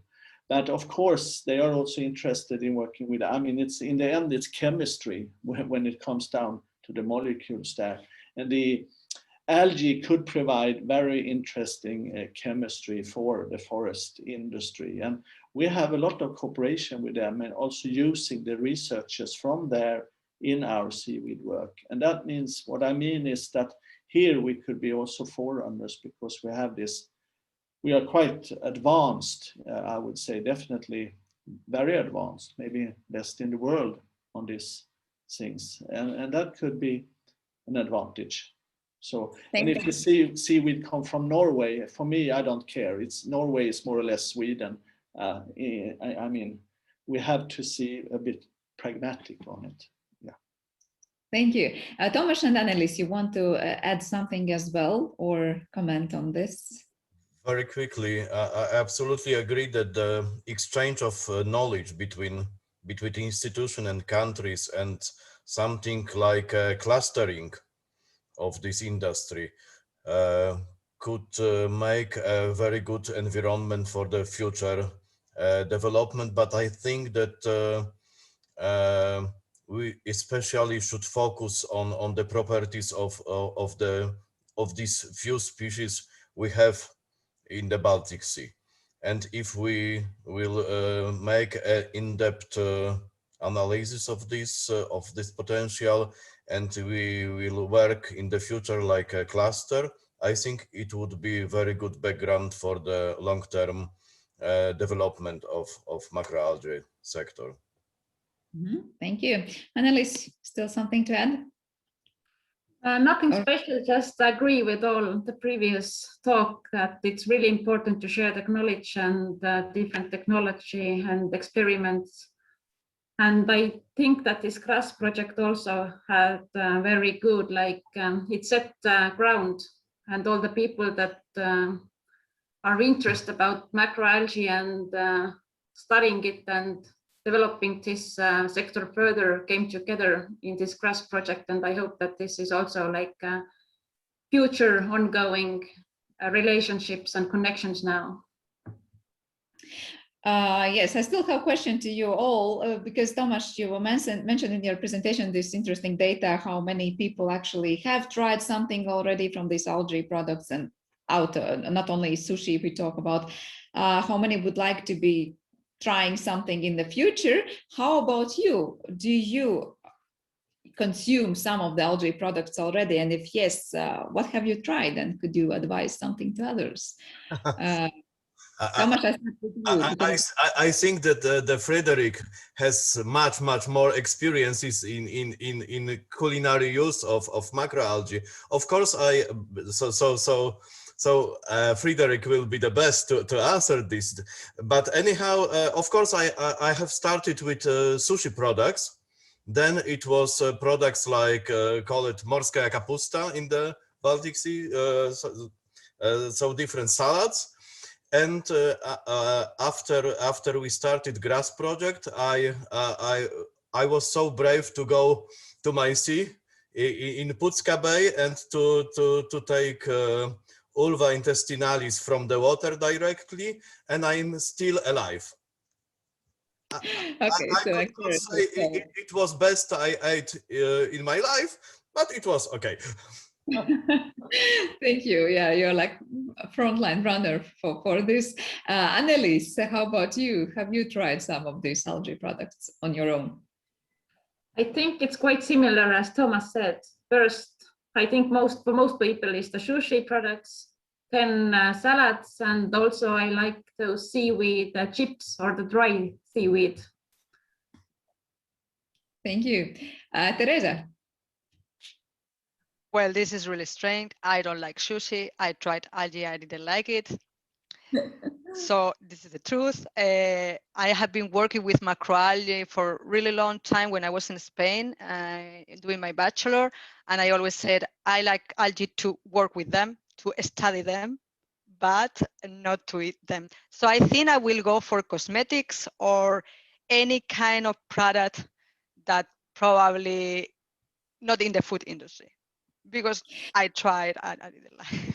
You know, maybe it's the same like with worms when they say when you do it in the powder and you don't know what it is. Who knows? Maybe but anyway, the truth is, like, I was a bad experience with the sushi. Of course, I would love to try the burgers that Fredrik was saying, or this type of products. I didn't, because the truth is, in Finland, you don't find this type of. I have been doing some digging, going to the supermarket and check which products they sell. And they don't sell anything. So it's just maybe like a superfood. So you go to these really fancy natural shops that maybe you buy this kind of super or like this kind of nutrients or whatever, they cost really expensive. That's it. But you don't find any kind of product in the supermarkets, or maybe you find these chips, but you find them in the Asian shops. So I am still waiting for that. I really want to try this type of things, but not in the sushi. Yeah. Yes. Okay. So, but maybe really there are plenty of other products where we can use it, as we saw today in your old presentations, and there's of course some right algae waiting for you for sure.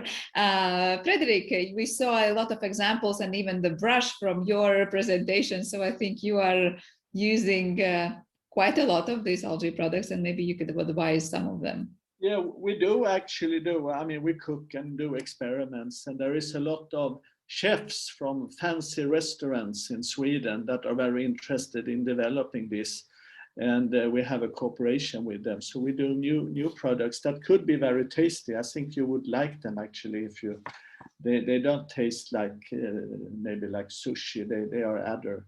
And then we have started this. It's a new center. I don't know if you see it. It's called Blue Food, the Center for the Future Seafood. And this is a new center. It's going to be for 8 years, where we got now, and where we're going to make Swedish people eat more seafood. And there is 70 companies engaged in this center, and it's situated at KTH. I'm the coordinator for it.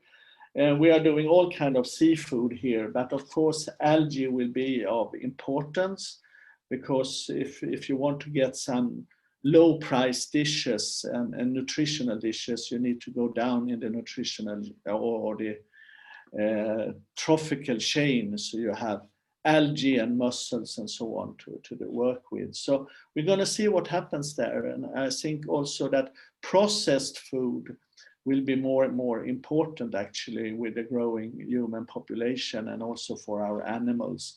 So we need to integrate the algae into food, and then it will never be the potato in itself, the algae. It will be integrated into something, contributing with nutrition and vitamins and valuable things. And that is the future.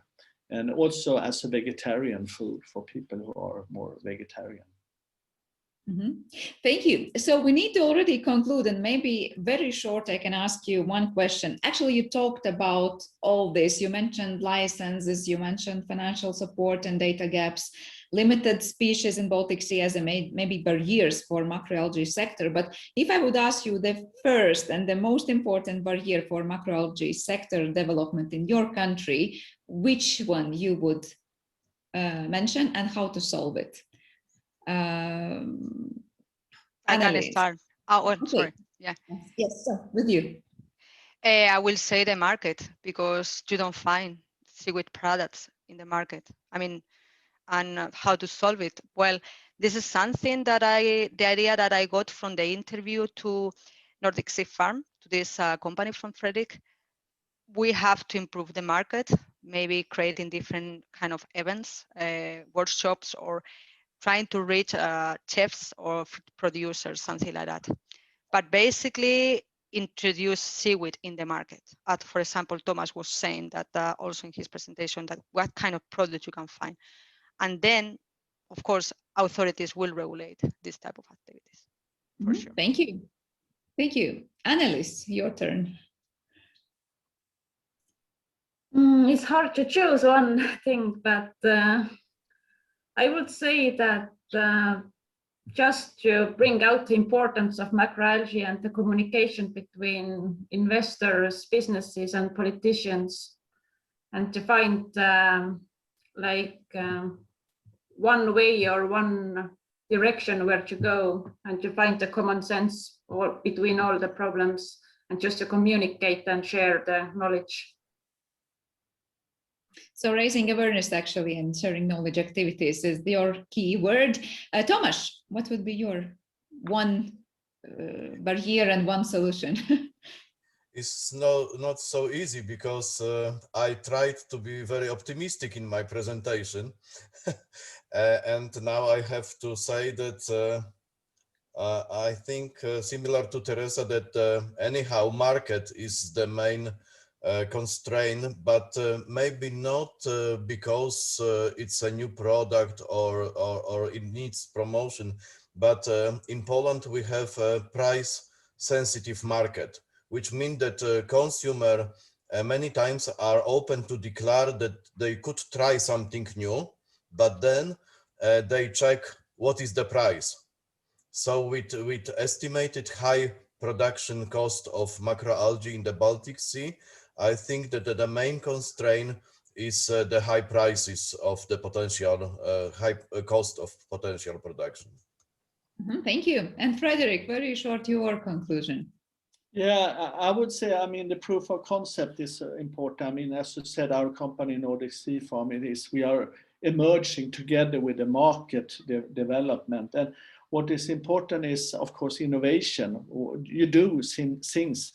And I mean, you do tasty dishes, you come up with new products, new idea. You have this beer now that is coming, very algae beer. It's really tasty. You have the gin, the alcohol is some good. The chefs, the influencers that could show that it's cool to eat algae.